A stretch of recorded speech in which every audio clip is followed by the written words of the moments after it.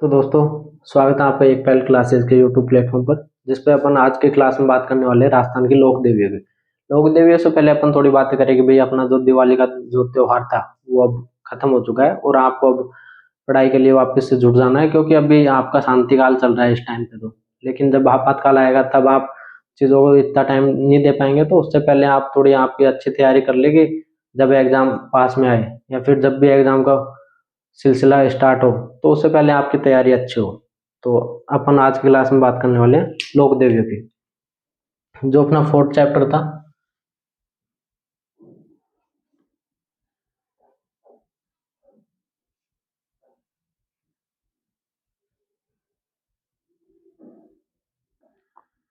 ये अपना fourth chapter है, लोक देवियाँ। इससे पहले अपन 3 चैप्टर पढ़ चुके हैं, वो आपको थोड़ा पता होना चाहिए कि अपन ने क्या क्या पढ़ा था पिछली क्लासों में। आज की क्लास में अपन लोक देवियों की बात करने वाले हैं। लोक देवियों में भी अपन सबसे पहले बात करें तो अपन बात करने वाले हैं करणी माता की। करणी माता की अपन थोड़ी बातें करें तो इनका जो जन्म हुआ था, इनका जन्म अपने सुआब जोधपुर में इनका जन्म हुआ था। और इनका जो जन्म हुआ था वो चारण परिवार में हुआ था।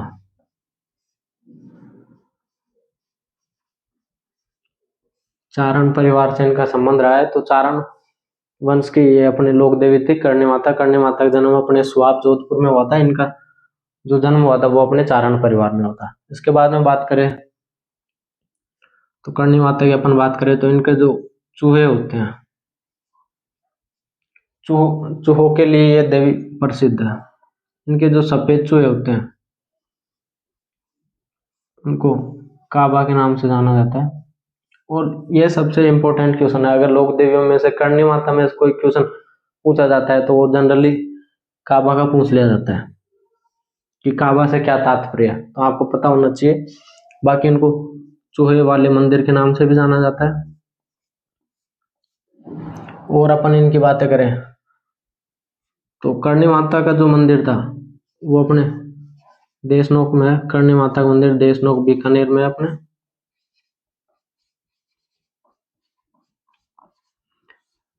अब आप जब ट्रेन से जाते होंगे, बीकानेर जाते होंगे या फिर जैसलमेर जाते होंगे, तो बीच में एक स्टेशन आता है देशनोक में।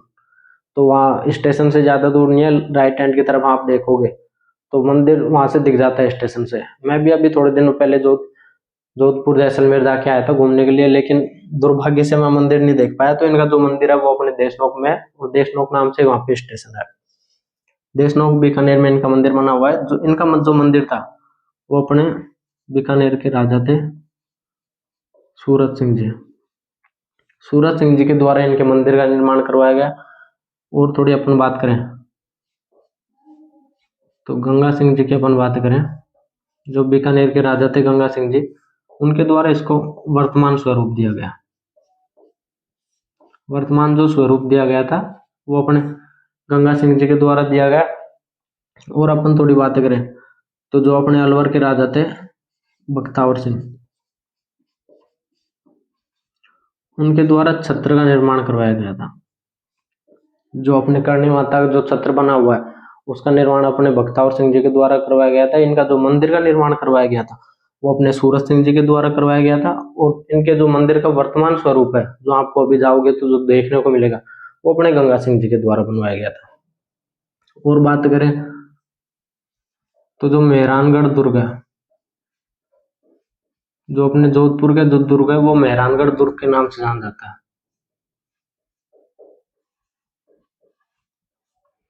तो उनकी नींव जो रखी गई थी वो नींव रखी गई थी करणी माता के द्वारा। तो आपको पता होना चाहिए कि भाई मेहरानगढ़ दुर्ग की नींव किनके द्वारा रखी गई, तो वो करणी माता के द्वारा रखी गई थी। और जो बीकानेर जो शहर बसाया गया था, राव बीका के द्वारा बीकानेर शहर बसाया गया, तो वो भी अपने करणी माता के आशीर्वाद से ही बसाया गया था। और जो बीकानेर की जो इष्ट देवी है, बीकानेर के जो राठौड़ वंश था, बीकानेर में बीकानेर और जोधपुर में राठौड़ वंश था, तो उनकी जो इष्ट देवी है वो अपने करणी माता इनकी इष्ट देवी है। करणी माता की और बातें करें तो करणी माता का जो यहाँ पे नेहडी जी का मंदिर बना हुआ है। नेहडी जी मंदिर जो बना हुआ है वो देशनोक में ही है और इनके मंदिर के पास ही है। और अपन थोड़ी बातें करें तो देशनोक में ये मंदिर बना हुआ है जहाँ पे करणी माता स्वयं रहा करती थी। वो स्वयं यहाँ पे रहती थी और तेमड़े राय माता जी थी, उनकी यहाँ पर रह के पूजा किया करती थी। तो ये कुछ बातें थी अपने करणी माता की। और करणी माता का अपन प्रतीक की बात करें तो उनका जो प्रतीक है वो चील को माना जाता है। तो ये कुछ अपनी करणी माता की बातें थी कि भाई करणी माता का जन्म स्वाप जोधपुर में हुआ था। इनको राठौड़ वंश की जो बीकानेर के राठौड़ है उनकी इष्ट देवी के रूप में जाना जाता है और इनके द्वारा मेहरानगढ़ दुर्ग की नींव रखी गई। तो ये कुछ बातें थी अपनी करणी माता। करणी माता के बाद में अपन और बातें करें आगे तो अपन बात करते हैं जीण माता की।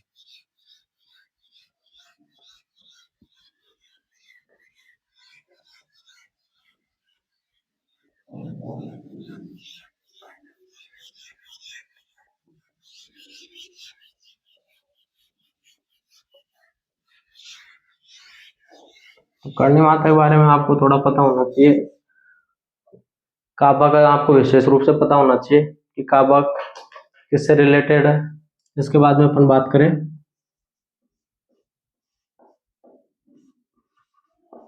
जीण माता की बात करें तो जीण माता का जो अपने जन्म हुआ था, जन्म क्या जो इनका मंदिर है वो अपने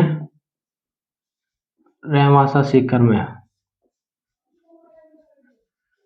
रेवासा सीकर में इनका मंदिर बना हुआ है। और अब भी ये क्वेश्चन शायद 4th ग्रेड में पूछा हुआ था।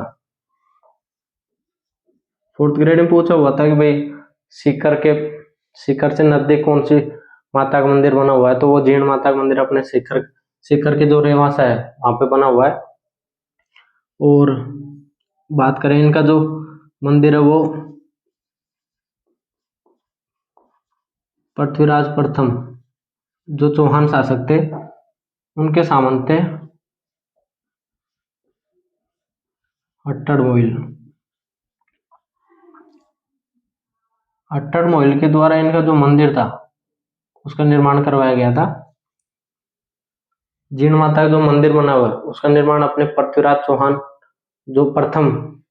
प्रथम जो चौहान शासक थे उनके सामंत थे अट्टड़ मोइल, उनके द्वारा इस मंदिर का निर्माण करवाया गया। और यहीं पर जो गोवक पष्ट है उनके द्वारा हर्ष मंदिर का निर्माण करवाया गया। ये भी चौहान शासक थे और इनको चौहानों की इष्ट देवी के रूप में जाना जाता है। हर्ष का जो मंदिर बना हुआ है वो इनके भाई थे जो कि हर्ष पहाड़ी पर इनका मंदिर बना हुआ है। हर्ष पहाड़ी पर इनके भाई हर्ष का मंदिर है जो कि गोवक पष्ट के द्वारा बनवाया गया था जो कि एक चौहान शासक थे। और इनका जो मंदिर था उसका निर्माण पृथ्वीराज प्रथम के सामंत थे हट्टड़ मोइल, उनके द्वारा इसका निर्माण करवाया गया।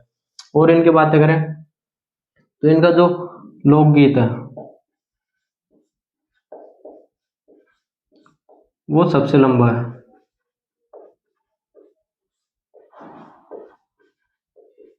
इनका जो लोकगीत है वो सबसे लंबा है। ये क्वेश्चन 2010 में RS प्री में पूछा जा चुका है। तो आपको थोड़ा पता होना चाहिए कि कौन सी माता का लोकगीत सबसे बड़ा है, सबसे लंबा है। तो वो है अपने जीण माता। और अपन लोक देवताओं में बात करें तो सबसे जो लंबा लोकगीत है वो अपने रामदेव जी का है। यहाँ जहाँ पे अपन ने रामदेव जी पढ़े थे उसके साइड में नोट कर लीजिएगा कि रामदेव जी का जो लोकगीत है वो सबसे लंबा है। लोक देवियों में पूछा जाए तो वो अपने जीण माता का है। जीण माता की और बात करें तो इनको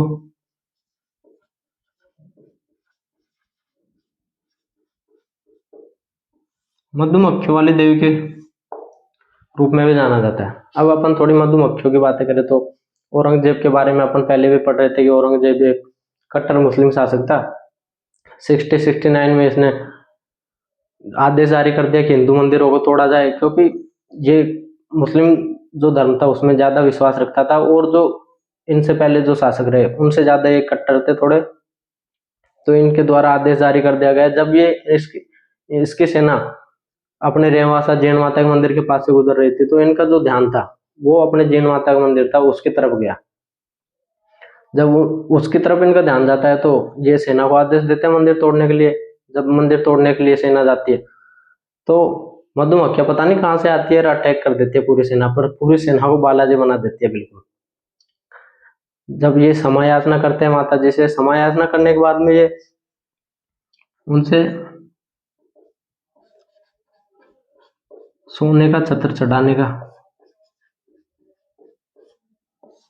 समय याचना करके और सोने का छत्र चढ़ाने के लिए बोलते हैं। तो इसके इनके द्वारा सोने का छत्र चढ़ाया गया था अपने जो जैन माता जी थे उनके मंदिर में। वो अभी भी आप जाओगे तो आपको देखने को मिल जाएगा।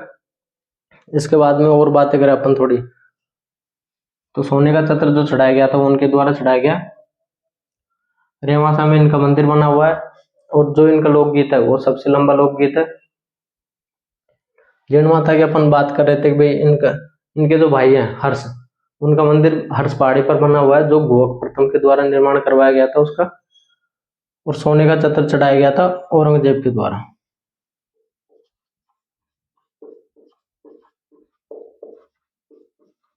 औरंगजेब के द्वारा सोने का छत्र चढ़ाया गया।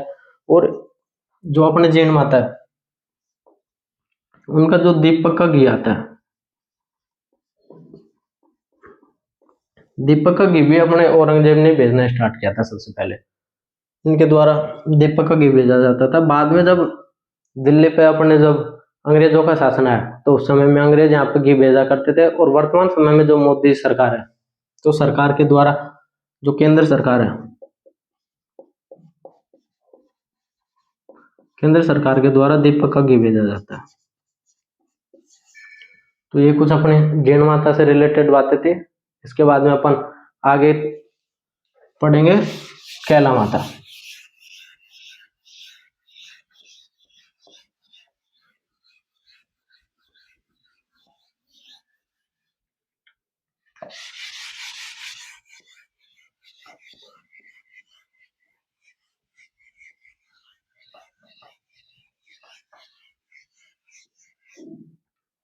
और एक बात और ध्यान रखिएगा, जैन माता को जो है वो दुर्गा के अवतार के रूप में माना जाता है। जो अपने माता दुर्गा थी उनके अवतार के रूप में इनको माना जाता है। ये क्वेश्चन पहले पूछा जा चुका है। इसके बाद में अपन बात करें तो अपन बात करने वाले हैं कैला माता की। कैला माता की बात करें तो इनका जो मंदिर बना हुआ है वो अपने करौली में बना हुआ है, त्रिकूट पर्वत पे। त्रिकूट पर्वत के पे इनका मंदिर बना हुआ है। आगे अपन जब किले पढ़ेंगे उस टाइम पे अपन त्रिकूट पहाड़ी पढ़ेंगे।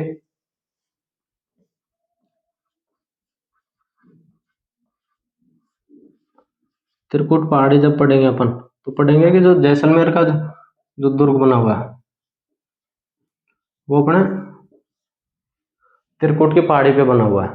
तो आप थोड़ा ऐसे याद रख सकते हैं कि भाई आप अगर उधर जाओगे कभी घूमने के लिए, जैसलमेर जोधपुर जाओगे, तो वहाँ पे प्रॉपर कोई पहाड़ नहीं है। वहाँ पे जो पहाड़ियाँ हैं वो छोटी छोटी पहाड़ियाँ हैं और फिर पठार टाइप में है, तो वो पहाड़ी है।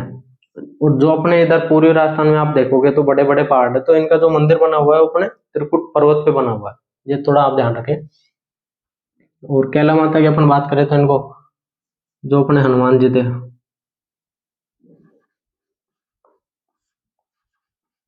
हनुमान जी की माता जो हनुमान जी की माता थी अंजनी, उसका अवतार, और भगवान कृष्ण उनकी बहन के रूप में इनको माना जाता है। इसके बाद अपन थोड़ी बातें करें कैला माता की, तो इनके जो मेला लगता है अपने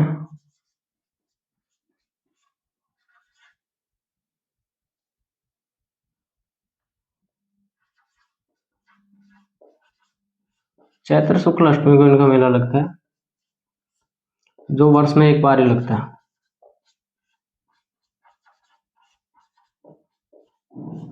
चैत्र शुक्ल अष्टमी में इनका जो मेला लगता है वो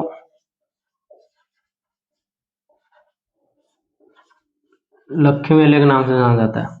आपने अगर एग्जाम दी होगी तो आपने लक्ष्मी मेले के बारे में जरूर क्वेश्चंस देखे होंगे, तो जो क्वेश्चन पूछा जाता है वो यहाँ से पूछा जाता है। लक्ष्मी मेले से कौन सी देवी का संबंध है, तो ये सुमेलित करवाने वाले क्वेश्चन में भी आपसे पूछा जा सकता है। और इनका जो मेला लगता है वो वर्ष में एक बार ही लगता है। कैला माता को हनुमान जी की माता के रूप में और भगवान कृष्ण की बहन के रूप में माना जाता है। और कैला माता की अपन बात करें तो इनका जो मेला लगता है उसमें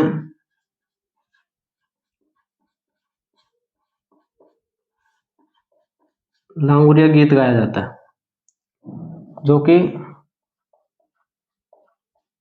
लांगुरिया नृत्य करते हुए जो गीत गाया जाता है वो लांगुरिया गीत गाया जाता है। और यहाँ पे कैला माता के मंदिर से अपन बाहर निकलते तो वहां पे भोरा भगत की छतरी बनी हुई है।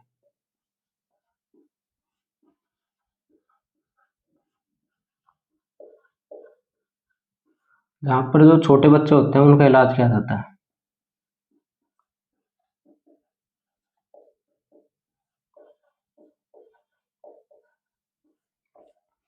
भोरा भगत की छतरी बनी हुई है जहाँ पे छोटे बच्चों का इलाज किया जाता है। ये कुछ बातें थी अपने आज की क्लास में, अपन ने ये बातें की, आप इनको नोट करते हुए चलें साथ के साथ। और कोई प्रॉब्लम हो, हमारे पढ़ाने में कोई आपको समस्या आ रही हो या फिर आपको कोई प्रॉब्लम का फेस करना पड़ा हो तो आप कमेंट में बता सकते हैं, उसका हम जल्दी से जल्दी निदान करने का प्रयास करेंगे। और आपको अगर राजस्थान जीके में कोई भी टॉपिक आपको वीक लग रहा हो, चाहे वो राजस्थान पॉलिटी का हो या फिर ज्योग्राफी से रिलेटेड हो, तो आप कमेंट में बता सकते हैं, उसके लिए भी हम वीडियो लाने का प्रयास करेंगे। धन्यवाद दोस्तों।